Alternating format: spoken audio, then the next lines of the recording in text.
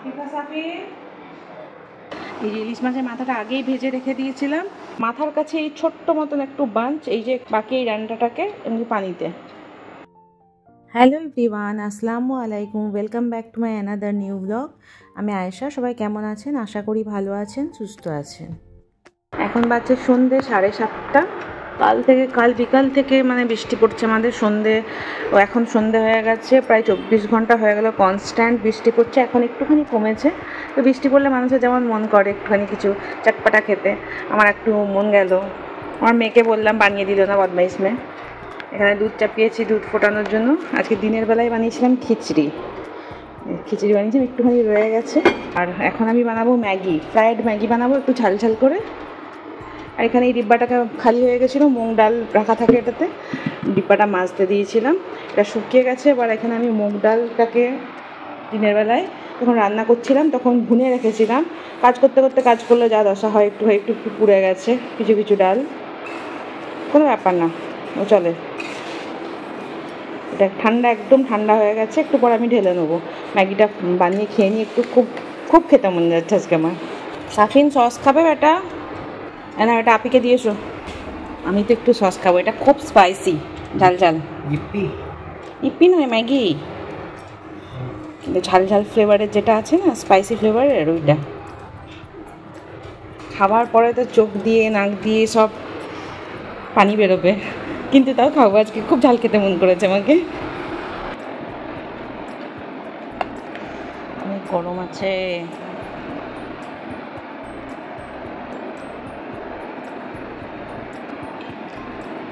যেমন ঝাল ঝাল খেতে চেয়েছিলাম ওরকমই ঝাল আছে, খুব ঝাল।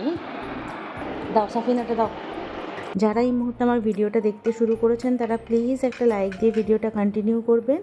আর আজকে আমার চ্যানেলটা যারা নতুন ভিজিট করছেন, যদি ভিডিওটা ভালো লেগে থাকে তাহলে চ্যানেলটা সাবস্ক্রাইব করে আমার সঙ্গে থাকতে পারেন।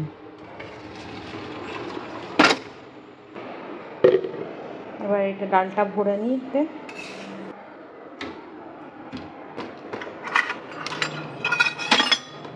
এখানটা একটুখানি মেস হয়ে গেছে, এটা একদম গুছাতে হবে।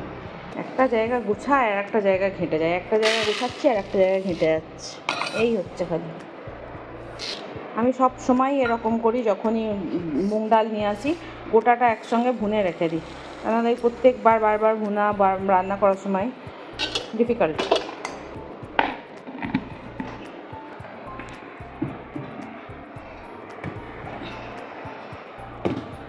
এটা থাকে ভেতর দিকে আর এটা থাকে বাইরের দিকে।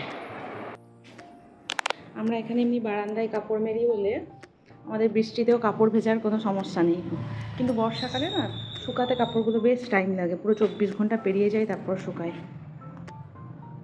তাও মোটা কাপড়, এটা যেমন আমার বেটুর প্যান্টটা, এটা চট করে শুকাবে না, এটা শুকায়নি, 24 ঘন্টা হয়ে গেছে, এটা এখনও শুকায়নি। পাতলা পাতলা কাপড়গুলো শুকিয়ে যায়, এই যে এগুলো যেমন সুতির জামা, এগুলো ঝট করে শুকিয়ে যায়। আর ওয়াশিং মেশিনে ঘোরানো হয় তো, ওর জন্য আমার একটু জলদি শুকিয়ে যায়। আর ছেলেদের প্যান্টগুলোতে কী বলুন তো, ছেলেদের প্যান্টগুলোতে এই পকেটগুলোর জন্য না শুকাতে চায় না, এই পকেটগুলো ভেতর দিকে এখানে ভিজে থেকে যায়। থাক, আমরা যখন নিচে থাকতাম তো এইটা আমার ডাইনিং এরিয়া ছিল, এখন তো পুরো এখানটা কাপড় মেলা হয়, পাখা চলে সারাদিন, বর্ষাকালে এই পাখাটা সারাদিন চলে, এখানে কাপড়গুলো আরেকটু জলদি শুকিয়ে যায়। আর সবার ঘরে অ্যাজ ইউজুয়াল ট্রেডমিলে কাপড়ই মেলা হয়, আমাদের ঘরেও ট্রেডমিলে কাপড়ই মেলা হয়। ট্রেডমিলে কাপড়, জুতো শুকাচ্ছে, কাপড় শুকাচ্ছে, এইসবই হচ্ছে। আর আমার ডাইনিং টেবিল রাখা থাকতো এই পোর্শনটাতে, ডাইনিং টেবিলটা রাখা থাকতো আমার। তখন অন্য ডাইনিং টেবিল ছিল উপরে, এখন যেটা আছে সেটা ছিল না, কাঠের ছিল একটা। আর এখানটাতে আমার সব ক্রকারিজ থাকতো, কাঁচের বাসনগুলো এখানটাতে থাকতো। আর আমার রান্নাঘর দেখায় নিচে আপনাদেরকে, এটা আমার রান্নাঘর ছিল। এই যে এটা এখন স্টোর রুম হয়ে গেছে, এটা আমার রান্নাঘর ছিল আগে। এই যেখানে আমরা সব আগডুম বাগডুম ঘোড়াডুম যত জিনিসপত্র রাখা আছে, এক্সট্রা জিনিসপত্র, তারপর যেসব কার্টুনগুলো ফেলার থাকে সে খালি ডিব্বা সব এখানে আমরা রাখি। আমাদের যে কাজের মেয়েগুলো আছে ওরা আসলে খালি ডিব্বাগুলো, ডিমের ক্রেট, এগুলো নিয়ে সব বিক্রি করে দেয়। আর এখানে একটা বড় ডিপ ফ্রিজ অন আছে, এটা আমার নার্গিস আপার। আপনাদেরকে খুব জলদি আমি ইনশাআল্লাহ আমাদের হোম ট্যুর দেবো।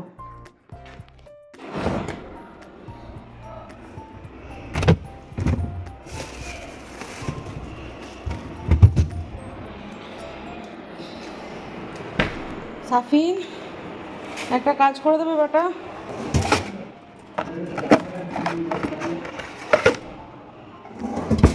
এই পুদিনাটা একটু ছাড়িয়ে দেবে।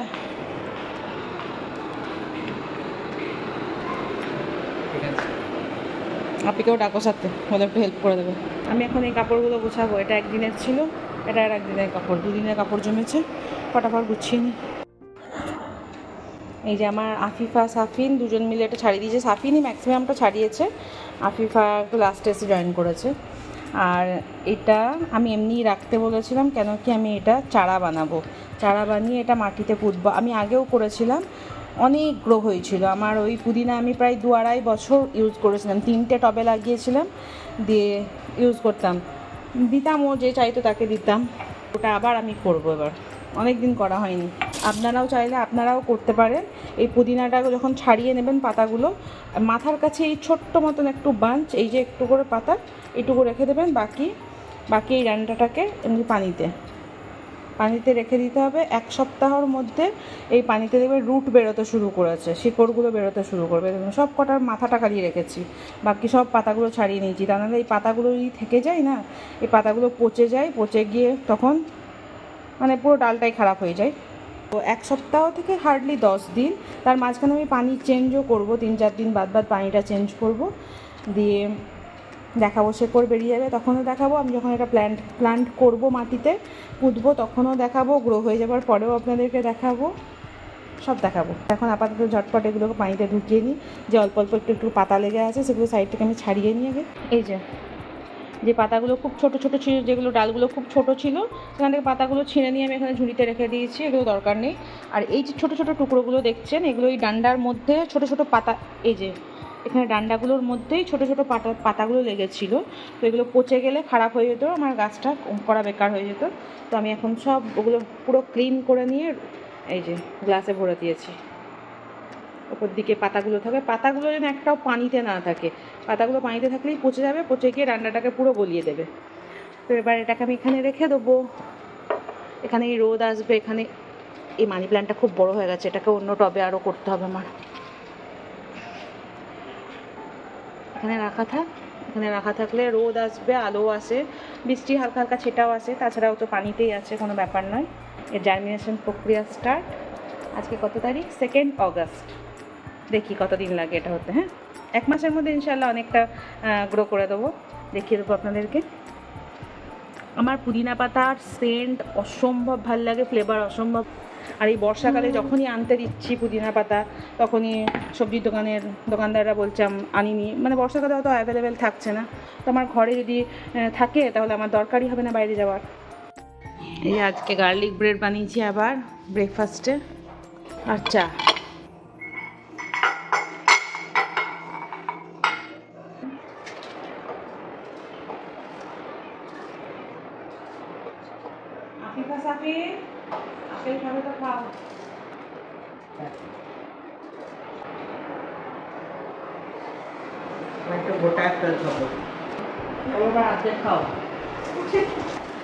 আমি আজকে করছি রান্নাতে কচু বেগুন করব ইলিশ মাছের মাথা দিয়ে। এটা ফুটে গেছে, এবার ইলিশ মাছের মাথাটা দিয়ে দিই।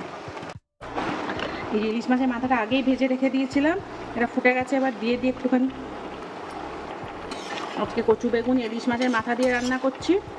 আর করব ডিমের কোরমার রেসিপিটা আপনাদের সঙ্গে শেয়ার করবো আমি পুরোটাই।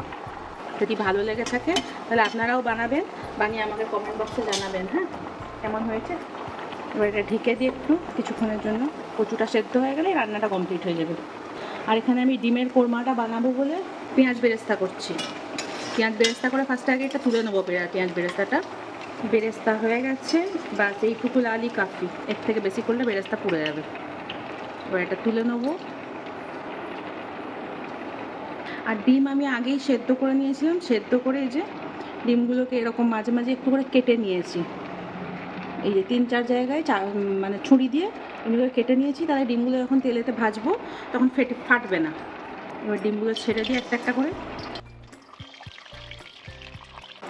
এটা খুব বেশি ডার্ক করে ভাজবো না, কেন কি ডিমের কোরমা বানাবো। তো কোরমাতে একটু লাইট ভাজাটাই বেশি ভালো লাগে দেখতে। তাও একটুখানি বেশি হয়ে গেলো, আর একটু কম হলে ভালো হতো ভাজাটা। ব্যাস এবার ভাজা হয়ে গেছে ডিমগুলো, কাফি হয়ে গেছে। এবার এটাকে তুলে নেবো আমি ডিমগুলো সব।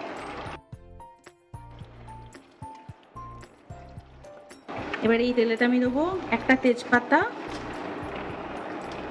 একটা এলাচ, মানে তিন চারটে টুকরো এলাচ, 3-4 টুকরো লং, আর একটা এই সাইজের ছোটো মতন দারচিনি দেবো। আবার দারচিনি আর কয়েকটা কালো গোলকি দিয়েছি। সাদা গোলকি থাকলে সাদা গোলকি দেবেন, আমার কাছে সাদাটা ছিল না, ওর জন্য আমি কালোটা দিয়েছি। দিয়ে এটা একটু তেলেতে ভালো করে, খুব সুন্দর স্মেল যখন বেরিয়ে আসবে গরম মশলাগুলো, গোটা গরম মশলার, তখন এতে আমি পেঁয়াজটা দিয়ে দেবো। হ্যাঁ, এখন খুব সুন্দর একটা গরম মশলা সেন্ট ছাড়ছে, তখন আমি পেঁয়াজটা ঢেলে দিই। আমি 1.5খানা পেঁয়াজ দিয়েছি, একদম কুচি কুচি করে নিয়েছি আমি চপারে। আপনারা যদি চান তো আপনারা পেঁয়াজ বেটেও দিতে পারেন। হ্যাঁ, যেটা বলছিলাম, রান্নাতে আমি পেঁয়াজ বাটার টেস্টটা খুব একটা ভালোবাসি না, মানে পেঁয়াজ বাটা দিয়ে রান্না আমি খুব কম করি।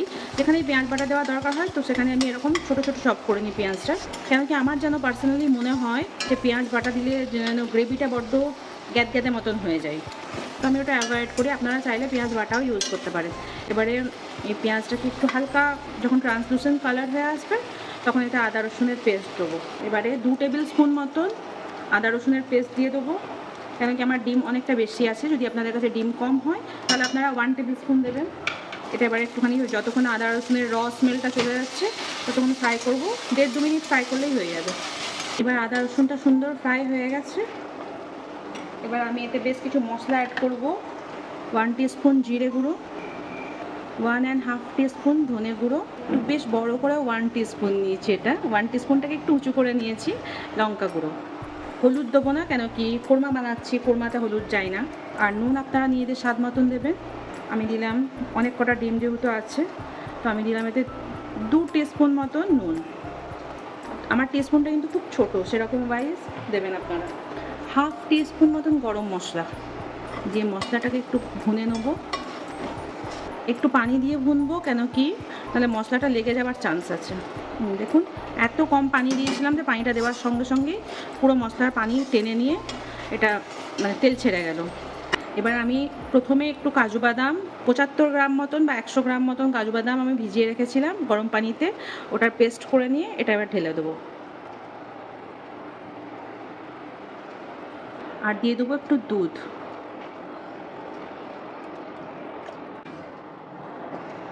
দিয়ে এটা ভালো করে একটু নেড়ে নেব।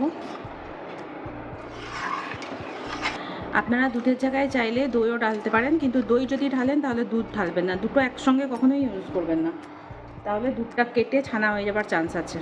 আর দিয়ে দেবো একটু পেঁয়াজ বেরেস্তা, যে পেঁয়াজ বেরেস্তাটা আমি ফার্স্টে বানিয়েছিলাম ওইটাই। পেঁয়াজ বেরেস্তাটার অর্ধেকটা এখন ইউজ করলাম, বাকি অর্ধেকটা আমি পরে ইউজ করব। এবারে দুধটা ফুটে গেছে, ফুটে গিয়ে একটু গাঢ়ও হয়ে গেছে, তো আমি এখন ডিমগুলো সব ঢেলে দেবো। আপনারা গ্রেভি যেরকম খেতে পছন্দ করবেন সেরকম গ্রেভি রাখবেন। আমি এটা 5-7 মিনিট মতন ঢেকে রাখবো এখন, তাকি ডিমের মধ্যে গ্রেভির মশলাটা ভালো করে ঢুকে যায়। ব্যাস এবার 5-7 মিনিট হয়ে গেছে, এবার ঢাকনাটা খুলে দেবো। ডিম রান্না এমন একটা মজার জিনিস, অনেক ভ্যারাইটি হয়, অনেক ইজি, খুব টেস্টি। আমার খুব ভালো লাগে ডিম খেতে। আপনাদের কার কার ভালো লাগে ডিম খেতে কমেন্ট বক্সে আমাকে জানাবেন। এরপরে লাস্টে আমি আরেকটু যে বাঁচিয়ে রেখেছিলাম বেরেস্তা ওটা দিয়ে দেবো, আর কয়েকটা কাঁচা লঙ্কা দিয়ে দেবো। ব্যাস হয়ে গেল ডিমের কোরমা রান্না। আপনারাও ট্রাই করবেন, যদি ভালো লাগে দেখে আপনাদেরকে, আপনারা ট্রাই করবেন, ট্রাই করে আমাকে কমেন্ট বক্সে জানাবেন কেমন লেগেছিল খেতে। ও একটা জিনিস দিতে ভুলে গেছি, ছোটো চামচের 1 চামচ মতন চিনি দেবো, তাকে টেস্টটা একদম ব্যালেন্স হয়ে যায়। কোরমাতে একটু মিষ্টি মিষ্টি টেস্ট ভালো লাগে না। বাস ডান। এতক্ষণে নামাজ পড়তে বসছো সাফিন, পাখাটা চালাও, গরমেই বসে যাবে নামাজ পড়তে। খাবার দিয়ে দিয়েছি, জলদি করে নামাজ পড়ো ফটাফট। এই যে কচু বেগুন ইলিশ মাছের মাথা দিয়ে করেছি, আর ডিমের যেন এটা ডিমের কোরমা ভাত। এরপর আমরা সবাই লাঞ্চ করে নিয়েছিলাম। ডিমের কোরমাটা অসম্ভব মজা হয়েছিল, আমি আপনাদেরকে রিকোয়েস্ট করব করার জন্য। আর আজকের ভিডিওটা এখানেই শেষ করছি। সবাই ভালো থাকবেন, সুস্থ থাকবেন, আমাদের জন্য দোয়া করবেন। দেখা হয়ে যাবে নেক্সট কোনো ভিডিওতে। টেক কেয়ার, বাই বাই, আল্লাহ হাফিজ।